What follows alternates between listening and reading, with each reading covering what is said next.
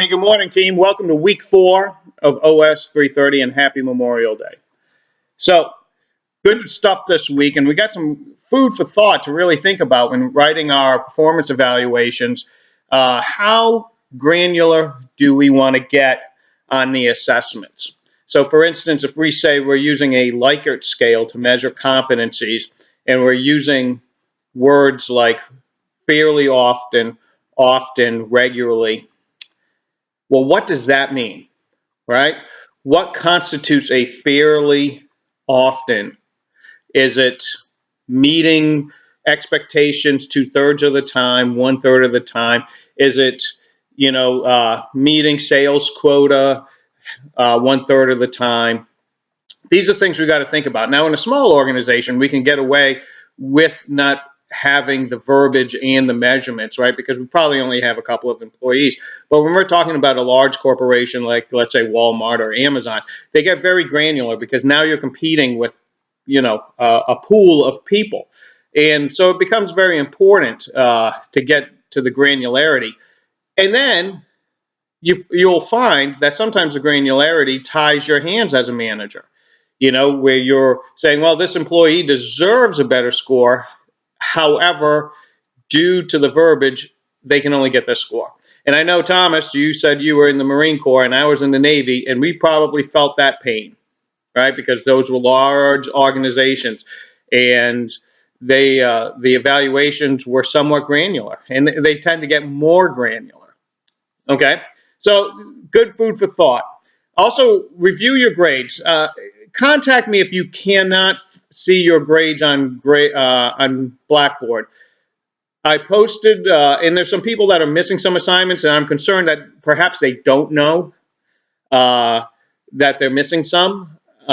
So look, you should see all of your grades on Blackboard, and it's week 4, it's halfway through, and I don't want any surprises at the end. Okay, so we talked about competencies and character. So, okay, picture, this is a graph by hands, right?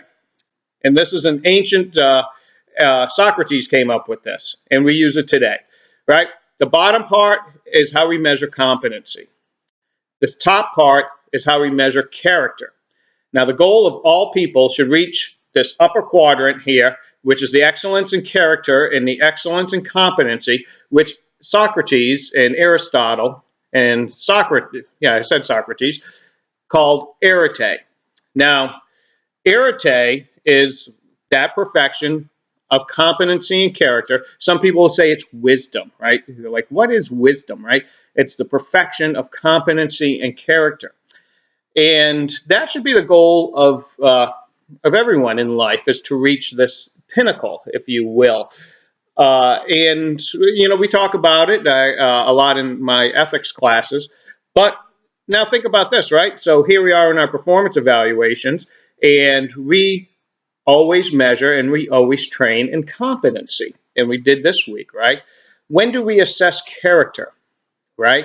Character meaning personality, meaning behavior, meaning teamwork, meaning conflict resolution.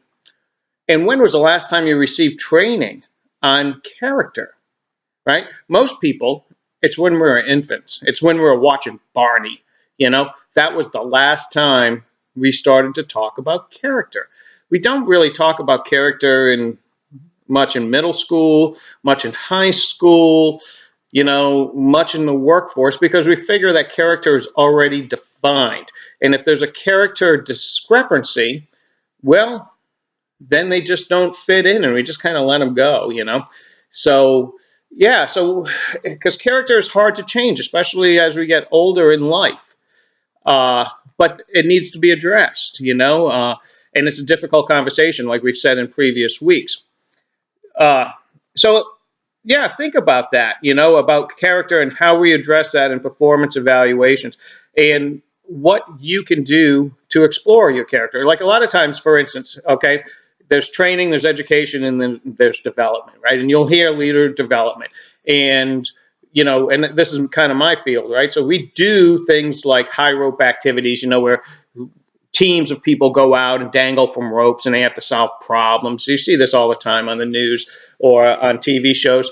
And people look sometimes and say, well, what is the purpose of that?